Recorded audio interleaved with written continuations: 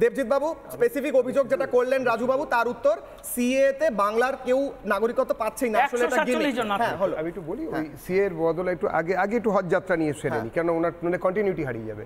প্রথম কথা হচ্ছে হজ যাত্রা নিয়ে যেসব কথাবার্তা বলা হয়েছে একদম ঢা মিথ্যে কথা। সারা ভারতবর্ষের সমস্ত মুসলমান হজ করতে আরব চলে যাবে এরকম কোনোদিন হয়নি। মানে মাইক্রোস্কোপিক মাইনরিটিদের মধ্যে যারা খুব মাইক্রোস্কোপিক খুব কম সংখ্যক মানুষ হজ করতে যান। সুতরাং তাদের কাছে যদি হজ যাত্রাটাই সব থেকে গুরুত্বপূর্ণ হয় তারা যাবেন। অনেকেরই অনেক গুরুত্বপূর্ণ কাজ থাকে, ডাক্তার দেখাতে যাওয়া থাকে, কেউ যদি হার্ট অ্যাটাক হয় সে হাসপাতালে না গিয়ে ভোটের লাইনে দাঁড়াবে সেটা তো নয়। এক মিনিট আরে বাবা ঠিক আছে এবারে আমাকে একটুখানি রাজুদা একটু শুনে নিন। এই যে হজ যাত্রা নিয়ে এত কথা বলছেন, যাত্রা বললেন তো রথযাত্রা যে কোনো ফাইল বার করুন, আমি ভিডিও দেখা এখানে আমি চ্যালেঞ্জ করছি। যতবার রথযাত্রায় মমতা বন্দ্যোপাধ্যায় গিয়েছেন ততবার হাওয়াই চটি পরে উনি উঠেছেন এবং হাওয়াই চটি পরে উনি দড়ি টেনেছেন।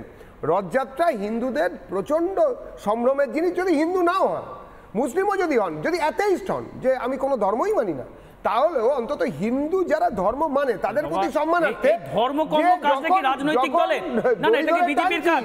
বিজেপির কাজ কি ধর্ম করা? ধর্ম করা কাজটা কি বিজেপির কাজ? তার জন্য সাধু সন্ত রয়েছে, মন্দির কমিটি রয়েছে, তারা করবে। তার অধিকার কে দায়িত্ব দিয়েছে বিজেপিকে ধর্ম করার জন্য? সম্ভবকে আঘাত করা। 2014 আগে হিন্দু ছিল না? 2014 আগে হিন্দু ছিল না? আরে রাজুদা 2014 আগে হিন্দু ছিল না? না না তারপরে কেন হিন্দু ঠিক আছে হিন্দু ছিল না? এক এক করে কে দায়িত্ব দিয়েছে আপনাদের? এক এক করে হ্যাঁ রাজুদা ভুল মানুষেরই হয়। বাবা হিন্দুর দায়িত্বটা আপনাদের বেশ এক এক করে। আরে হিন্দু তো 2014 রাজুদা হোল্ড করুন একটু আবার আসি আপনার কাছে। যে হিন্দুর দায়িত্ব আপনাকে নিতে হবে না, কিন্তু ভুল সবারই হয়। মমতা বন্দ্যোপাধ্যায়ের ভুল হয়েছে যে চটি পড়ে না চটি পড়ে রথের দড়ি টানা ভুল নয়। আপনি বলবেন এবার থেকে ঠিক করে নিতে বলবেন। আপনার তো নেত্রী, আমারও মাননীয় মুখ্যমন্ত্রী, এই তো আর কিছুদিন পরে থাকবেন না, প্রধানমন্ত্রী হয়ে যাবেন 2 মাস পরে, চিন্তার কি আছে? তো তখনও যদি রথ টানতে যান, হ্যাঁ ওখানেই মানে দিল্লিতেই যান বা বিহারেই যান, যেখানেই যাবেন, কাজ মন্দির করা না বিজেপির কাজ কি ধর্ম করা? বিজেপির কি আচ্ছা বিজেপি কি মন্দির করেছে? বিজেপি কি মন্দির করেছে? উনি বলছেন বিজেপির কাজ মন্দির করা কিনা? বিজেপি কি মন্দির করেছে? উত্তর দিতে নিন। বিজেপি কি মন্দির করেছে? তাকে কথা বলে শুনুন, বিজেপি কি মন্দির করেছে? মোদিজি সরকার আজকে যেমন 3 তালাক বাতিল করেছে, কেমন মানুষ মন্দির করার জন্য নয়। আচ্ছা রাম মন্দির কি বিজেপি করেছে? আচ্ছা উত্তরটা নিতে দিন। উত্তর রাম মন্দির কি বিজেপি করেছে? যেতে পারতেন না, এখন হজে হচ্ছে মহিলারা একা যেতে পারে। আপনাদের আশা রাখে এক সেকেন্ড দাবি করেছিলেন। এক সেকেন্ড ইস্যু বানিও না রাজুদা। আমি যেটা বলছি যে আমার কাছে প্রশ্ন, আমার প্রশ্নটার উত্তরটা আমায় দিতে দাও রাজুদা। 2014 মন্দির ছিল কিনা? না তার আগে কি রাম পুজো হতো না? তার আগে কি হিন্দু ছিল না? আপনারা হিন্দু নিয়ে এসেছেন, আপনারা কি আচ্ছা সেটাই বলছি, আরে উত্তরটা দিতে দাও। তার আগে বাংলাদেশ আচ্ছা উত্তরটা দিতে যাও। রামের জন্মের পর থেকে না হলো রাম রাজা হওয়ার পর থেকে রেগুলার রামের পুজো হয়েছে এবং মন্দিরগুলো ছিল। ধর্ম করার কাজ বলতে দাও রাজুদা, আমি তো মুশকিল এটা বিজেপি রাজুদা বলতে দাও। দেশ সেবা ছেড়ে দিয়ে মন্দির করতে লাগলে রাজুদা বলতে দাও, কিন্তু বলতে দাও। এইজন্য মোদিকে রাজুদা বলতে দাও প্লিজ। তোমার যদি হিম্মত থাকে আগে বলতে দাও, তারপরে তুমি তর্ক করো। রাম জন্মানোর পরে না হলো রামের রাজ্যপাট হওয়ার পর থেকে বা তার আগে থাকতেও রাম পুজো বিভিন্ন জায়গায় হয়েছে এবং চলে আসছে, বাংলাতেও চলে এসেছে, কোনো অসুবিধে নেই। কিন্তু এটাও ঘটনা যে মীর বাঁকির নেতৃত্বে, বাবরের সেনাপতি মীর বাঁকির নেতৃত্বে এই মন্দিরটা ভাঙা হয়েছিল এবং সেখানে মসজিদ বানানোর অপচেষ্টা হয়েছিল। ওই স্ট্রাকচার বানানো হয়েছিল একমাত্র বিজেপি একমাত্র দল যারা এই জন্য আন্দোলন করেছিল, যারা প্রতিশ্রুতি দিয়েছিল তাদের ম্যানিফেস্টোতে। তোমরা রাম মন্দির সমর্থন করো, তোমরা রাম মন্দির সমর্থন করো, তৃণমূল রাম মন্দির সমর্থন করে, হ্যাঁ বানা তৃণমূল রাম মন্দির তৈরি, বাবরি স্ট্রাকচার, বাবরি না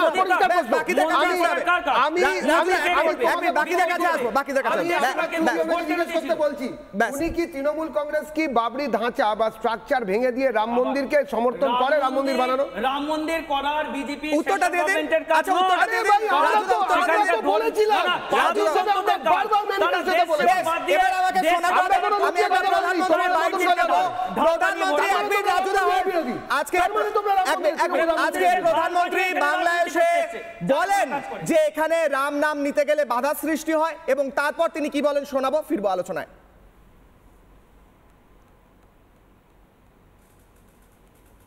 प्रधानमंत्री बाइट।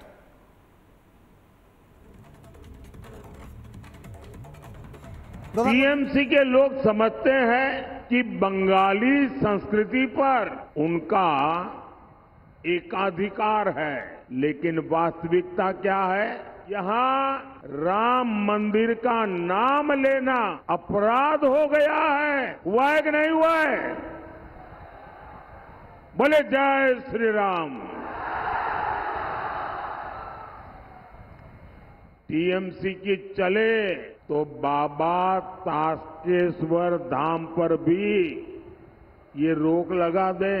ये टीएमसी वालों का चले ना तो राजा राम मोहन राय का जो नाम है उसमें से राम भी निकाल दें। দেবাশিস বাবু আপনার কাছে আসবো, প্রশ্ন করব যে আজকে দাঁড়িয়ে প্রধানমন্ত্রী যে কথা বলছেন তার পরিপ্রেক্ষিতে তৃণমূলের তরফ থেকে যা কথা বলা হচ্ছে, আমার এখানে স্পষ্ট করে মনে হচ্ছে যে প্রধানমন্ত্রীর বক্তব্যের পর সেই বক্তব্যের কোনো উত্তর না দিতে পেরে, পাঁচটা যে তিনি গ্যারান্টি দিয়েছেন তার কোনো উত্তর না দিতে পেরে বিভ্রান্ত বোধ করছে এই মুহূর্তে শাসক দল। আপনি কি মনে করেন?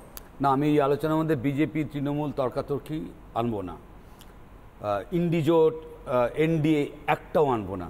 আমি একজন দেশের সাধারণ মানুষ হিসেবে যখন মাননীয় ভারতবর্ষের প্রধানমন্ত্রী নরেন্দ্র মোদী কোনো বক্তব্য রাখছেন আজকের নির্দিষ্ট দিনে নির্বাচন প্রচারকে কেন্দ্র করে, তখন দুটো সত্তা এই বিশেষ মানুষের কাজ করছে। একটা হচ্ছে তিনি আজকেও সমস্ত ভারতবর্ষের মানুষের কাছে প্রধানমন্ত্রী, আর দ্বিতীয় যে সত্তাটা কাজ করতে বিজেপি দলের তরফ থেকে উনি রাজনৈতিক প্রচারে এসেছেন, তার দলের অবস্থান থেকে মানুষের কাছে ভোট চাইতে এসেছেন। আজকে কিন্তু একজন সাধারণ মানুষ তার কাছে যে গ্যারান্টিটা চাইবে অন্য বিজেপি কোনো নেতার কাছে নয়, একদম এই ব্যক্তি মানুষের কাছে যে গ্যারান্টিটা চাইবে সেই গ্যারান্টিগুলো আমি জাস্ট 30 সেকেন্ড দেবো এবং চাইবো যেন এর মধ্যে ইন্টারাপশন না হয়।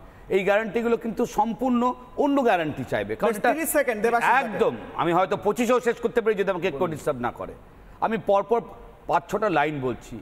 এই মানুষটার কাছে, এই শ্রদ্ধ রাজনৈতিক ব্যক্তিত্বের কাছে এই দেশের মানুষ গ্যারান্টি চাইছে স্বাধীনতার পর এই সময়কালে যে রেকর্ড পরিমাণ 2014 পরবর্তী অবস্থায় যে রেকর্ড পরিমাণ বেকার তৈরি হয়েছে ওনার নেতৃত্বে, এই বেকারি সংকটের সমাধান চাইছে, এই গ্যারান্টি চাইছে।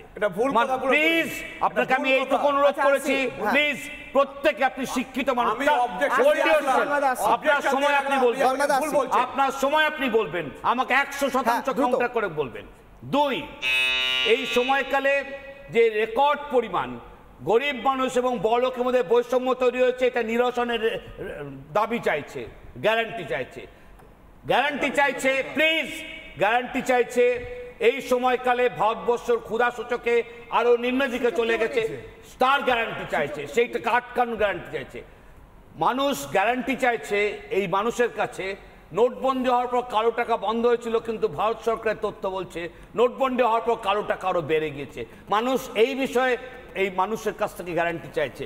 মানুষ গ্যারান্টি চাইছে 2014 থেকে 2024 ভারতবর্ষের অর্থনীতির সরকারি সমস্ত তথ্য নিম্ন অভিমুখে চলে গেছে, এটাকে ঊর্ধ্ব অভিমুখে নিয়ে যাওয়ার জন্য মানুষ এই মানুষের কাছে গ্যারান্টি আছে।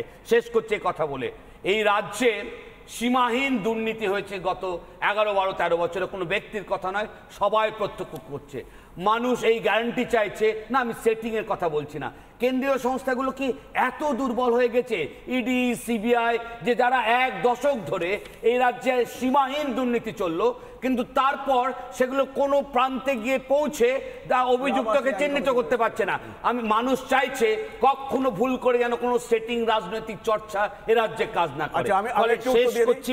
শেষ করছি এই কথাটা বলে যে মানুষ এই গ্যারান্টি চাইছে, যখন প্রশাসক ভারতবর্ষের প্রধানমন্ত্রীকে এই দেশের নাগরিক তৈরি করে, তখন জাতপাতের রাজনীতি না করে মানুষের জীবন জীবিকা বেঁচে থাকার লড়াইয়ের যাতে রাজনীতিটা হয়, মানুষ এই গ্যারান্টি চাইছে।